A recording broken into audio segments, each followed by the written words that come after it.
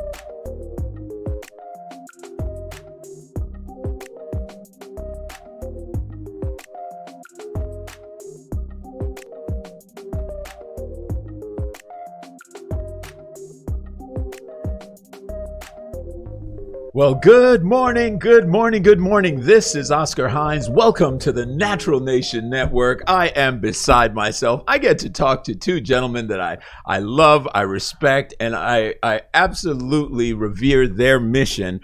You all have been watching them as Erase Race, but I have the pleasure of welcoming on the show this morning, Carlin and Richard. Good morning, gentlemen. How are you? Doing good. Always glad to be here when Oscar's hosting. Hey, look, it takes a little pressure off you guys, right? Yeah, it really does. But my thing is I get to ask the questions, and I love that because then I get to learn from brilliant minds. And I know, and perhaps you can capsulize for a moment, the real message, the real mission of Erase Race and what we're here to try to accomplish. Well, the thing that I really enjoy when we first made an alliance here with Edge Radio is that we have very consistent and I would say, parallel missions, and that is bringing people back from the extremes of life, of society, and bringing them together so that we can move forward together. And I think that's what we're doing with Erase Race, because we're not saying, we understand in Erase Race that race was this contrived social construct that was created simply to divide us. And I think it has pushed people to the edges. Yes. And so at Edge Radio and Erase Race, we're bringing them back to the center because the truth still matters. And so I get a plug you put in just describing what we do. And that tells you how united we are with the concept of Edge Radio. Yes. Well, I absolutely love it. And what I enjoy about the way that you gentlemen, you really dissect information is that you take it from different perspectives, and your honesty is like super refreshing. It's like, Richard, from a theological perspective, sure. You bring some insight and knowledge to it, and Carlin, ex-military man, just it's amazing. So let me start by sort of delving into this area here and just getting you guys' take on what's going on. I recently saw this documentary, and I wanted to pull it up, and I got a phone call just before I was pulling it up. I wanted to run, but it's called Social Bias, and it's predicated on this almost accidental situation. A young lady who is an MIT graduate begins to look at facial recognition software. And this is on Netflix right now. People can look this up, right? So she's looking at facial recognition software, and she realizes that on a pretty consistent basis, the facial recognition software is not recognizing Black or African American women. It recognizes men at a higher rate and white men at the highest rate. And she thought that was curious because there was like a roughly, I think 74% likelihood that the facial recognition would be accurate with a Black female versus about 96% with a white male. And she thought that was curious. So she dived into it. Well, what she uncovered was fascinating, that at the beginning of the birth of artificial intelligence, roughly 30 years ago, they were introducing certain biases into the algorithms so that they can get predictable outcomes. But the predictable outcomes consistently adjust itself in artificial intelligence so that it refines it and refines it and refines it. So now the fear is that you have an institution based on artificial intelligence, but there is an inherent bias in that permeates every aspect of whether we have credit, what cars we buy, what neighborhoods we live in, what types of products we shop for. All of it is based on these biases that have been introduced into these algorithms. How do we overcome that? What do you think about that? That's bizarre to me when I saw that. Yeah, we erase race. Okay, problem solved. I was in the computer industry for 14 years, a quality engineer at Compaq. Yes. And so data is a very big thing. The only way you can fix this as far as programming is you have to introduce the new data. The old data, if everything's still based on old data, then you're going to continue to get the same results. But there needs to be updates. There needs to be a refresh to the data that's there. And so there's a reason why that data is not there.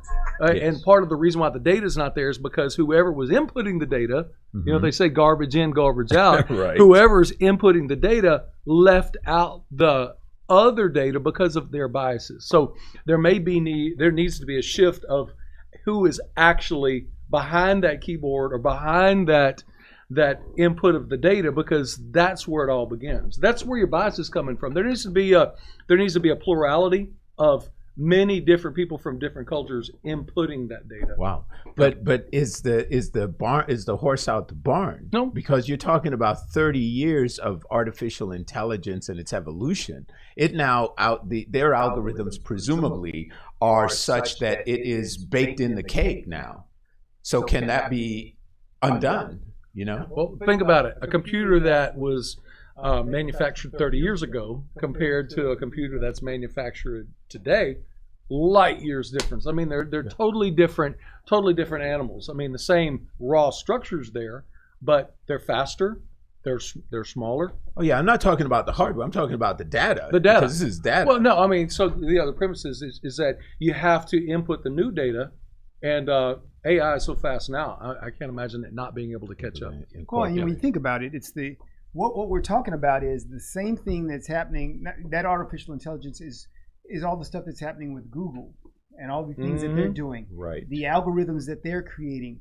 Those algorithms, as you made clear, are created by human beings. Right. Yeah. And their ability to be artificial or to create artificial intelligence means that they're going to take the knowledge that they've gained and continue to build on that. And so they're able to program the algorithms so that they build upon any knowledge base or the data that they've got. So just as those people who created those original algorithms came from a certain mindset and they created those algorithms with a certain view. And that's why when I said erase race, I really meant that because those people had a certain view. And so some of those things, as you said, were baked into the cake, put into those algorithms. But if the algorithms are of any value and done with the right manner, then it would ferret those out. It would eventually, over the long term, say, yeah, but there are people created now when they're trying to do facial recognition that could be various skin types, and it should have learned that. If it's any value of the artificial intelligence, it should have learned that, and the algorithms themselves, if they're valuable, then they will learn better. And actually, the algorithm should be good enough to almost erase race without the human intervention. No, see, this is the fly in the ointment here, Carlin, okay? Because he said without human intervention. The inherent problem is that there is human intervention. And this is where the whole thing started to go off the rails for me and piss me off. Right. Because they said essentially you got these rich guys that made some decisions and they are serving an agenda.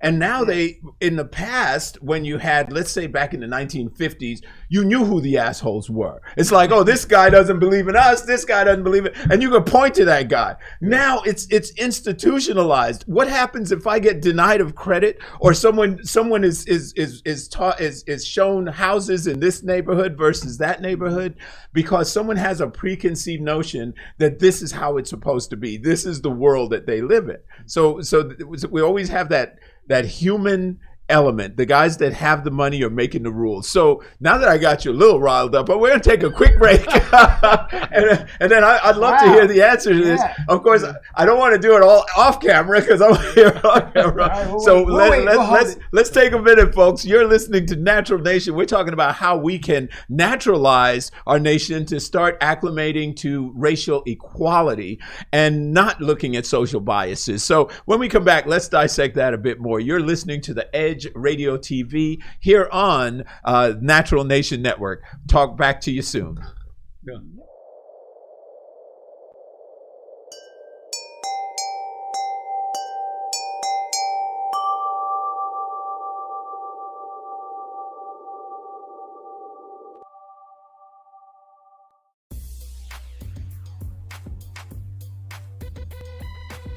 The Natural Nation Network is really about taking control of your health physically, spiritually, emotionally, even intellectually, because there's so much out there in misinformation. There's a lot of people now that are suffering from all sorts of diseases that they really wouldn't have to suffer for if they had better information. And that's what we're here to do. Provide information that can save lives. The mind and the body are totally connected. Health can be really serious, and sometimes we just have to lighten it up a little bit while we're still providing substantive information. And my sort of mantra on the salsa dance floor is kind of similar. I tell somebody, if you make a mistake twice, it becomes a move. Okay. Tune into Natural Nation every Tuesday at 11 a.m. Edge Radio TV is holding auditions for new show hosts. Are you a subject matter expert, professional, influencer, book author, thought leader, or business owner with an educational or motivational platform? Then we want to meet you. Send a link of some of your work to edgeradio20@gmail.com and be sure to put audition in the subject line. Join the Edge Radio TV family. Edge TV, because truth still matters.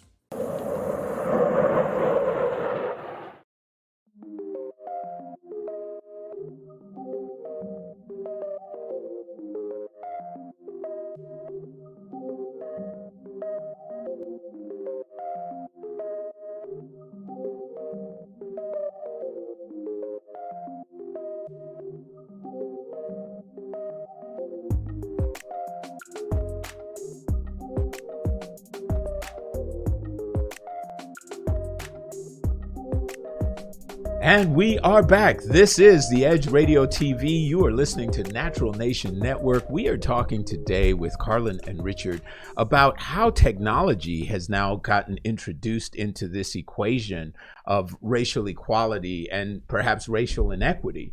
And just before the break, I was saying that the fly in the ointment is the fact that we got people who are jerks that have a lot of money that are making these decisions for us. So how do we overcome that? Is there a solution to that? Yeah, don't let them make the decision. Easier said than done. And so all Americans get rid of your money-based schemes and say, I don't care about who's got the most money or whatever. Zuckerberg and Dorsey, they're running things. But really what they're doing, and I think even Zuckerberg and Dorsey, what they really wanted to happen, I think the monster is getting bigger than they are. They created these monsters that are now, what is this Frankenstein that kills the creator. Correct. And that's what's happening with them because, they created these things and they wanted it to be just open thing where their algorithms took control and it ran everything.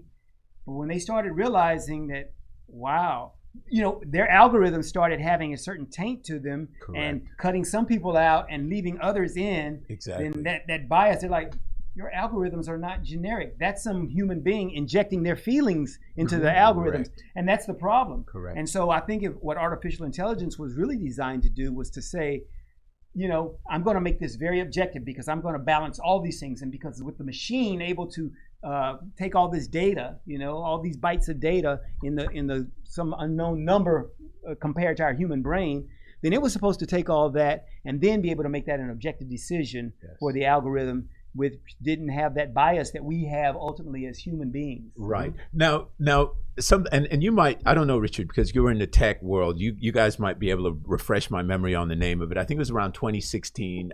Google put together, it might have been Google, Microsoft, put together this artificial intelligence. I think it was called Trey. It was like 3 letters to this name of this artificial intelligence. The idea was it's going to be a consciousness that now would become like Alexa, like part of the lexicon, and that this thing would learn from the internet because it was programmed to essentially scan. It's a supercomputer that would scan every single bit of data on the internet, and it would learn from all human experiences that have been recording on the internet, and then it would aggregate that and then have a philosophy about how it helps us govern.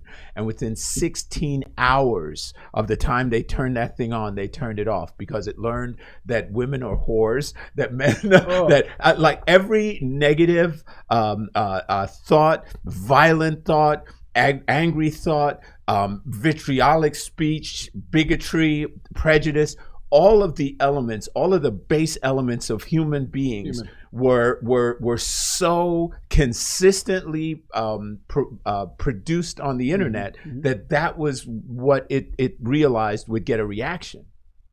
And so when they were talking about artificial intelligence, I want to qualify it from what I heard because it was a definition that made a lot of sense to me. They said, if you think about it, there's 2 different ways that a computer can learn. Either you take a bunch of data and you put it into the computer, or you have the computer constantly analyze outcomes, predictable outcomes with massive amounts of data. So you just pour that data in, and then the computer starts to sort it out, and it sees an outcome and it puts it in this column. It sees another outcome and puts it in that column. So eventually, through small bits of adjustments, it starts to literally come up with a probability that I will go left instead of right, that I will buy red shoes instead of blue shoes, that I will vote for this Democrat versus this Republican. And it starts to create a environment where through this device, you're now the moment when you wake up, you're being programmed because the device has now recognized it. So those biases become almost subconscious because these things are integrated into our subconscious. Artificial intelligence without a moral compass is a dangerous thought. Exactly. Exactly. Then all of a sudden, now it's making choices as to what lives, what dies, what's important, what's not. Yes. What's relevant, what's not, what's a crime, what's not a crime. Yes. Mel Streep said something that just absolutely galvanized me, and the way she said it, she said the one thing that separates us from the non-human is our humanity, is our compassion. Right. If we took our humanity and our compassion out of the equation, we are less than barbaric in our worldview, our way of interacting with everything and everyone. Right.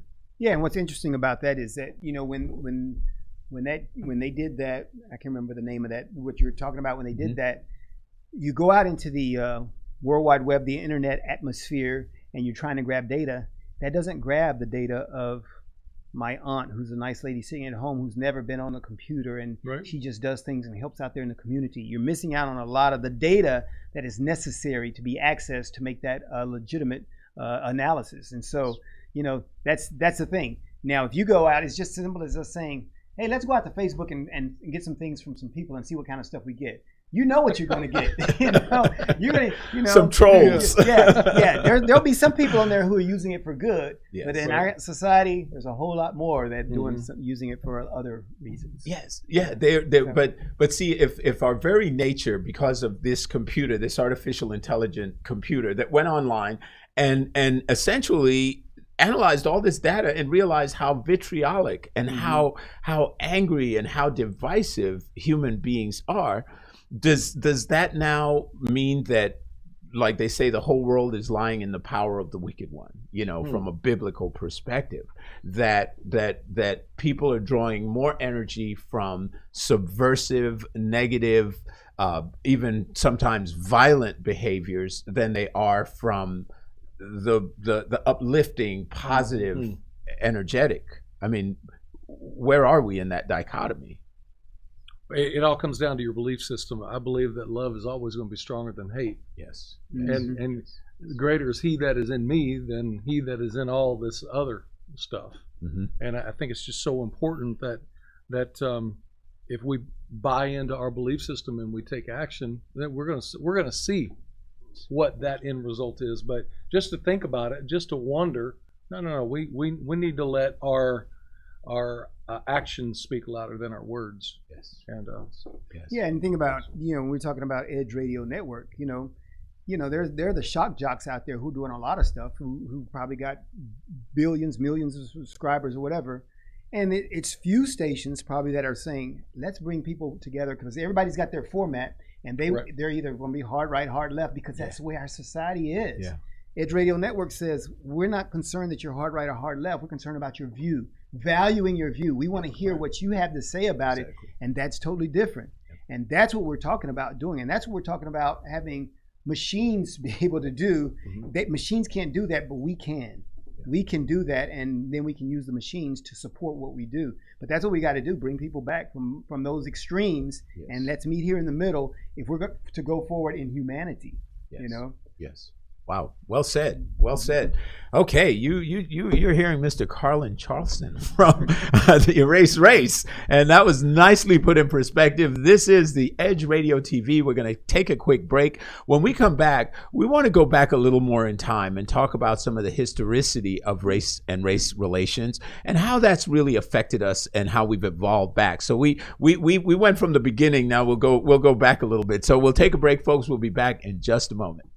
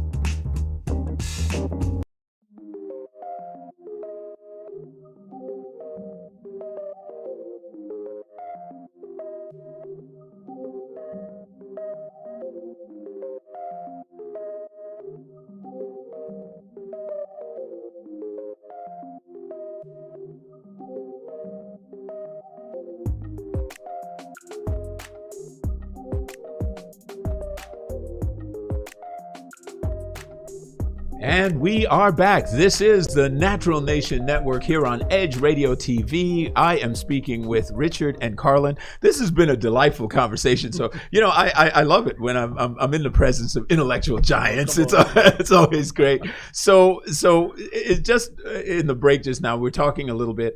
And I was going to share this experience to get your take on this. And this, as I said, kind of goes back to how we got to this mess in the first place, right? I'm talking to, and this was just a few weeks ago, last month. I'm talking to an elderly gentleman, probably in his late 70s, still in relatively good shape, strapping guy, probably about 6'5". He's a big guy. Richard. He's like Richard. He's like an older version, not quite as handsome, but he's an older version of Richard, right? 15 years from now. 15 years. 15 years. That ain't right. So this guy just sitting there. We're talking for a moment. And he goes, "You know something? I didn't know that black women were beautiful until I was 25 years old." What? That just came out of left field. I was like, I'm sorry. And then he said, and one day I was in an elevator and I saw the most beautiful black woman, and I had to acknowledge she was a really beautiful black woman. And I said to him, well, wait a minute now. Come on. What about Lena Horne? Lena Horne is like the gold standard of beauty for me. I was 15 and had a crush on 60-year-old Lena Horne, And he goes, No, but he said, you know why I felt that way? Because my granddaddy said, ain't no such thing as a pretty black woman. They don't exist. And not just that, but they can never outwork you. They will never outwork you. They're not as smart as you. They never have been, and they never will be. Wow. And you have to recognize that they are a subhuman group of people. Now, he's just telling me this stuff, and I'm like, now again, this guy's probably close to 80. So let's do the math. His grandfather would have been what, so his grandfather would have been probably born in the late 1800s, yes. I would guess. Yeah. So you may have somebody that was a sort of product of Jim Crow laws and all of that. Sure. So when he said all of this, he said, I finally learned that I had to change my ways. And he did ascribe religion to that, sure. Later in his life. But what do you think about somebody who has had, because he mentioned his grandfather more than his father, but he talked to his grandfather, spent hours with him on that farm telling him how subhuman black people were. And he said it was in his subconscious. He never got rid of that. There's a lot of people in our society that way, and black, white, brown, yellow, red, that were reinforced certain belief systems that simply were not true. But it's probably because their parents, their grandparents, their great-grandparents reinforced that same thinking. It's just that they'll pass down errant thinking, but there has to come a point in time where life has a way of refuting these falsehoods in our life, and we can look it in the face and say, even though I've been told this all my life, I know it's not true because my eyes aren't lying to me. Yes. Hey, yes. Look how beautiful she is. She is, right. Look how smart that guy is. Right. He invented that. Look how caring, nurturing that yes. parent is. And yes. And so we can either choose to believe a lie, or we can come face to face with the fact and say, no, I love them, but that was wrong. Wrong. Wow. Yeah, and the reality is we've got just our history. I mean, the reality of our country is that, if you take a country that did and had chattel slavery for so many years, yep. then once that was, and here's the cool thing about the history is that while we had that chattel slavery, we had a lot of people fighting to end that. So that's cool. So you got to take all that history and then understand that that's why we had a civil war. We went to civil war. We had some things happen after that, but a lot of people can't change the program, can't change the mindset. Right. And they were stuck in that. And so we had a lot of bad years since then. And so even to this point today, and we've still got a lot of people who can't change the mindset. But what the beauty is that we do have some people, like the guy who was talking to you could tell that he was saying, I was programmed this way. Right. But now that I've had this experience, I can change my mindset. I realize I can change it. And that's what we're banking on at Erase Race and Edge Radio. So the guy entered a caveat that I thought was kind of interesting in the conversation. He said, you know what I think this thing really was about from the beginning? And now I'm thoroughly convinced. He said it was all about economics. It was the fact that we recognized that we could have free labor and that we could exploit that labor to be able to build our infrastructure. And then he even got a little historic because he said the East Coast was an industrial-based community. So as industrial-based communities, they were manufacturers, but the agrarian or agricultural societies, they were in the South, and they needed to farm these vast amounts of land, and what better way to do it? But like you said, Richard, the sins of the father is coming back to roost, and now we're in this strange place where technology and humanity are at a crossroads. We're now faced with this thing where those who are still in power, who've literally harvested all the wealth from the earth, are making decisions for this massive group of people. And the fear is that some of the decisions are, there's too many of these cockroaches running around now. Because they're using up all our resources. I mean, what do you think about that? Well, and you got people, and here's the amazing thing, because those people, the Rockefellers and all these people who started out with all the money, you got people, the Rockefellers never heard of people like Zuckerberg. I mean, and so you've got this new wealth that's being created, and the question is, what is driving them? Because we know under the old economies, you talked about the industrial economy, the agrarian economy of the South, that they were all working together, because even though the cotton was being picked in the South, guess what the textile mills were? They were in the North. And so everybody was profiting, and so it was economically driven, and so everybody was gaining. But now with the new wealth that's being created, then you've got people from various factions of life. Tennille talked about that on her show earlier today. She said people with new money, talking to new money. Yeah. And so the question is, we've got to change the engine that directs where that money is, how it's being used in our society today, because it can be used to prop up the same society that we had before, where you had these divisions between people, or it can be used to bring us together. And so how are we using that money is what we're going to do. The new money. The new money. Well, so the thing is that there's been an infiltration, and it's a philosophical problem. It's what divided this country during the Trump administration. There are a group of people that believe that China is absolutely I want to bring it into the conversation. Okay, right. Let's go there, right? But China is this malevolent force that has infiltrated society. I heard something that personally broke my heart the other day. I met with some friends. They tell me that China's being bought, Costa Rica, my native country, is being bought up by China right now. Cameras are being installed. Local restaurants are being changed and decimated, and they're changing the whole thing. And it breaks my heart, because whenever I went to Costa Rica, I love the authentic little restaurants that I could have rice and peas and sweet plantain and all that stuff that you love, that you grow up with. And so, that being said, we're I don't want to say blaming China, but China is a integral part of what is happening with economic shifts all over the world. They are consuming and buying up assets, resources. They are resculpting for their long-term objectives, an agenda.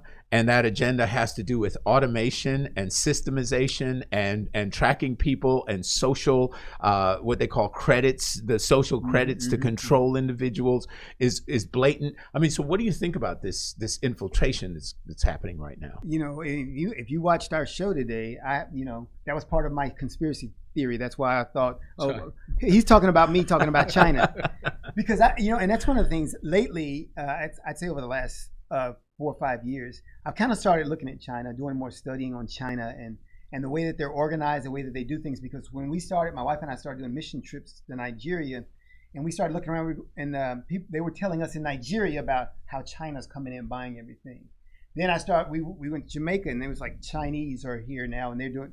And I was going, everywhere we go, China's there. Yes. And then you look at what's happening in America. So many of the properties, large properties that are being bought up in the United States are being bought up by the Chinese. Correct. And that would be fine if it was people just coming in, being entrepreneurial, saying we buying this. But what you find out in the structure of China's government is that in every one of their capitalist or business ventures, they've got a government representative placed in there. And so that government representative is dual-hatted. He might be on the board of directors for that company. He's also an official in the Chinese government, the CCP. Yes. And so that's like, that's amazing. I mean, Yes. I think that But- I don't think Americans understand that Yeah. because we have such we got our politicians, we got our businessmen, we got Zuckerberg, and yeah, they got lobbyists, and those things can be in. But Yeah. in theirs, Yeah. their government people are the business people. Right. But there was somewhat of a cross pollination because back in the 1940s, the golden age of Hollywood, the CIA was clearly involved in movie making, clearly involved in propaganda, clearly involved in that entertainment space. But what you're saying is even more insidious because in effect, you have a government agenda that is infiltrating every single part of tourism, Yes. of information, of the way technology, my conversation around China is that they are very efficient because they can go from womb to tomb. You can get a car produced in China because you're sourcing parts from all over, but they aggregate, warehouse, and systematize everything in such a way that they can bring products to market more efficiently. They can reverse engineer more efficiently. They have the numbers, the populace. They've built entire cities that are waiting to be populated by their agricultural societies that they're moving into industrialism. I mean, these guys are the real deal. And they're the sleeping giant. They have woken now. So the question now becomes, how you can't put a giant like that back to sleep. It's already, the cat's out of the bag, so to speak. The giant, when it gets that big, the giant, what's it going to eat? It has to feed itself. Yeah. So the problem is, and here's the difference between China and America. China is a communist country, and it is basically sole focused on what can everybody do to feed the giant and be a part of this. America, free market economy, capitalism. Yeah. It's all about what the betterment of the individual first. If I work real hard and I'm smart enough and I apply myself and I treat people well, then my product or my service, I'm going to reap those individual benefits Yes. for myself. Right. And so that's the incentive. In China, that incentive is not there. Exactly. So the ingenuity is not there. Yeah. China is a bunch of pirates. They're stealing. I mean, think about it. In the beginning of the personal computer, when Compaq wanted to go global, so they built factories over in China. Yes. And so here's how it all went. I was in the seat in the auditorium when Eckhart Pfeiffer was making the speech. Put all these factories, had all the blueprints on how to processor boards and how it all goes together. Everything that supports it. Yeah. First computer comes off the end of the line. Chinese government comes in, shuts it down, throws everybody out, and says, "This is mine now." Wow. And they stole the intellectual property from the computer industry, from TVs to I mean everything that's out there that they are producing. Yes. They didn't think of. They stole it from somebody else. Wow. And just reverse engineered it and started building them. Yeah. That's scary, but it speaks to exactly the point that you now have this giant that's woken up that controls the manufacturing chains in the world that are all integrated, and they are like the spinal cord of production in the world, and they're globalists. So their whole idea is that they are putting footprints, like you were saying, Carlin, in every single major country, and they already done it. They've secured large mineral rights in Africa, the production of cell phones and all of those things. There are specific stones and metals you use for cell phone manufacturing. They have those rights. So it is already, in my opinion, if I got out of my American pride, and red, white, and blue, and I looked at this as a person who loves history, which I do, I would say that America is on its way down based on this current dynamic. You've got China, they practice something called Sun Tzu, the art of war. And the premise of war is deception. When you are weak, get your enemy to believe you are strong. And when you're strong, get your enemy to believe you're weak. Yeah. And they have executed that with precision, and they think 100 years ahead of us. We're thinking about what we're going to do in the next 3 years with the new car. They're like, okay, in the year 2075, this is what it's going to be. Yeah. And it's that thing that Richard was talking about too, because their interest, while I'm thinking about how Carlin can become a millionaire. I'm thinking about myself and my family and how we can be well off. They're thinking about the communist machine. Yes. They're hoping everything is built, and you are useful. The people and everything else that they do is useful for the communist machine. Yeah. How do we prop that up? And that's a totally different mindset. So when we think about in the future, who are we going to go to war with and how we're going to go to war, that's a huge impact on the way we do it. You said something several shows ago, and that's why I like talking about this kind of stuff with you, because it struck a thought in my head. We were talking about what does a war in the future look like? And I think all of us are mistaken. We're still thinking about the antiquated nuclear bomb concept of Hiroshima and Nagasaki. And you were talking about EMF, right? Electromagnetic pulse, an EMP. And the idea that you can get a pulse that China has right now and kill every single electrical computer-based thing that we have and black out grids that they actually control right now. That scares the bejeebers out of me, man. And that means, and if it scares the bejeebers out of you, it's only because you have some knowledge. Most people don't understand that. And I was arguing with, maybe I don't know if we did it on the show when he was here, my brother though, and I was saying, if we're scared of anybody, we should be scared of China because of that ability. And it's not just because they have the ability, but it's because they already are in everything. I was thinking about, I bought this fancy new 2 terabyte flash drive. Guess where it came from? It came from China. Yep. And guess what China could do with any of those products that everybody's buying online? You think you're buying Amazon. Yes. You're buying China. You are. You're buying China. You are. And when they do put that EMP in effect, I mean, what are we going to do? All of our cars shut down. Everything's shut down, That's right. And so that's why so many people, I hear people now talking about off the grid. I want to get off the grid. Yes, and yes. So, the scary part, though, is it goes back to our first part of our conversation, is that the artificial intelligence elements have been gathering data about all of our usages, all of our consumerism, and China is a supply chain. Yes. So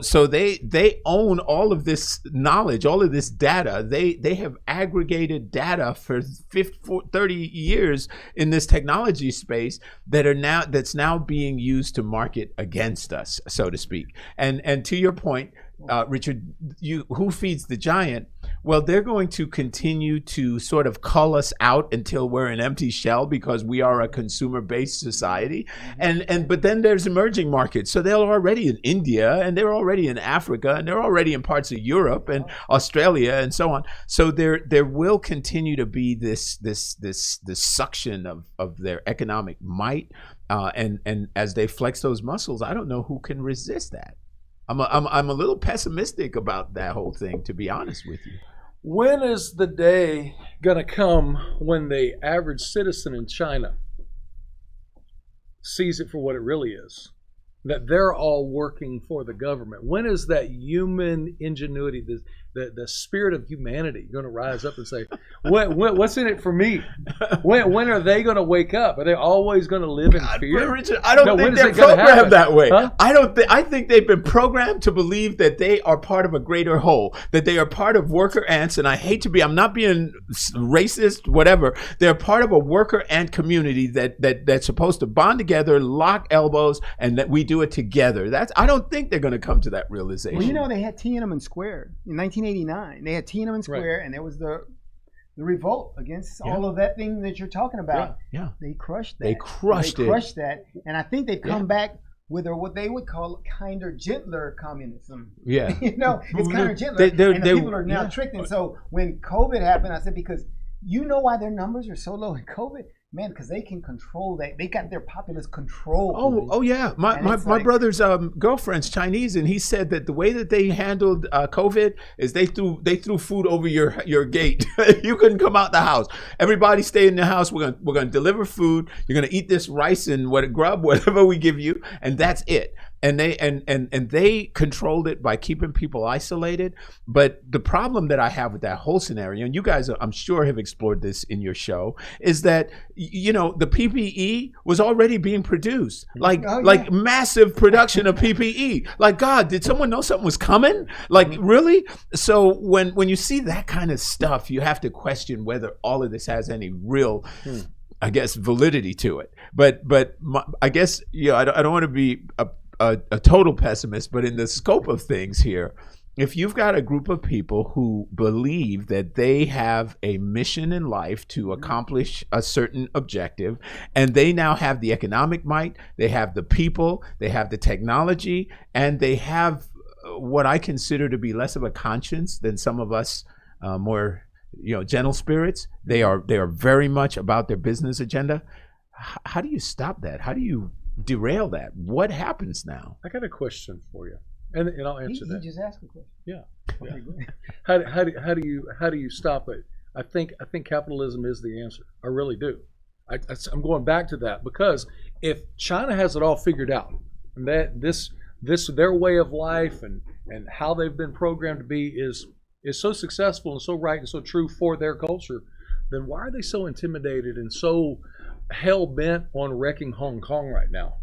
Yeah, I mean that's capitalism 101. I mean they free market economies. They're doing what they want to do, and all of a sudden, the lease is up, and China wants them to go back into the way China is. Yes, and they're scared of Hong Kong, and that's why they're squashing it like it is. See, but isn't that the story of? I mean, this is the story of the dynasties of old. I mean, China, the great governments, right? And China, you always watch the cartoons, and the villain always wants to rule the world. That's China.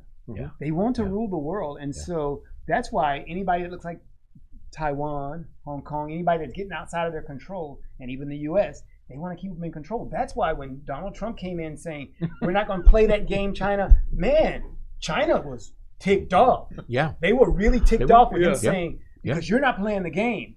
And right. So, but if you look at who controls, like for an example, the World Health Organization that's intimately involved in China and the funding that's provided, if you look at all these connecting dots, you have to start questioning whether there is this greater agenda that's being played out. Mm-hmm. Now, unfortunately, all of us as American citizens that are independent thinkers, we would push back against a regime that said, no, you've got to think this way or that way. We push against it. I don't believe the Chinese will push against it. I think what they're interested in furthering their agenda. Historically, you look at China and you will see that they were butchered and beat up by the British when the British took over. The opium wars that took place, their exploitation, the vicious attacks from Japan against the Chinese people, who are largely a peace-loving people, and Japanese were very aggressive and brutal. So you look at their history, they, as I said, plan 100 years ahead, and we are now in that 100-year mark of their taking control of what they had decided a long time ago. So it's a pretty tenuous situation right now. So I always enjoy being able to mix it up with you guys. I mean, it's a fascinating conversation. I love it because I get educated. I get your perspective. Just as we wrap up here, I want to acknowledge, because all of our viewers have this wonderful representation of Mel and Mel's fight. And can you share with us? Yeah, Team Mel. Melanie goes for her final chemotherapy treatment today, and it's just been amazing. And it's what we talk about Unity. The forces, and if you watched our show an hour ago, then we showed the graphic of all the people who put on their Team Mel shirts, and we talk about how love really heals. Yes. Love heals, and we bring people together. And so that's why we have the viewpoints that we do, where Edge Radio, once again, trying to bring people back into harmony. Yes. And that's what we try to do. And we see that it works in life. It really works, and it's very practical. So we just continually, and today, especially on her last chemotherapy treatment, thanking people for supporting and telling everybody else that if you really want to see some healing, you want to see some growth in your own lives, come together with people, Yes. come together Yes. in harmony, and things happen. Wow. What a positive message. And Mel, we love you. We are all praying for you. What I love about what you said, Carlin, is that, and you said it earlier too, Richard, is that love is truly a more powerful force is. because It it is a force. operates at a higher vibrational Yeah. frequency than hate. And if more people can start to recognize that, maybe that would be the answer. We may not overcome it in artificial intelligence, but we can in our humanity Amen. towards That's one it. another. That's right. So, Good stuff. wow. Well, that glad we can end that on a positive note. After we're gonna talk about this other stuff. Yeah. So folks, that's right. That's right. Say please, say thank you, say yes ma'am, no ma'am, yes sir, no sir. Open up a door for somebody. Yes, Yeah. yes. And that kindness is contagious, isn't Yes. it? And it Yes. continues to Yeah. perpetuate itself. That's the butterfly effect. That's what I love, and that's what we strive for. So thank you, gentlemen. This has been an amazing conversation. Folks, I hope you enjoyed this. We've been talking to the two gentlemen that have been engineering the conversation around race and racial relations. Erase Race comes on every Tuesday at 10 a.m. right here on the Edge Radio Network. Be sure to tune in. Thank you for joining us today. Continue to stay with us as we explore conversations that others won't, because truth still matters.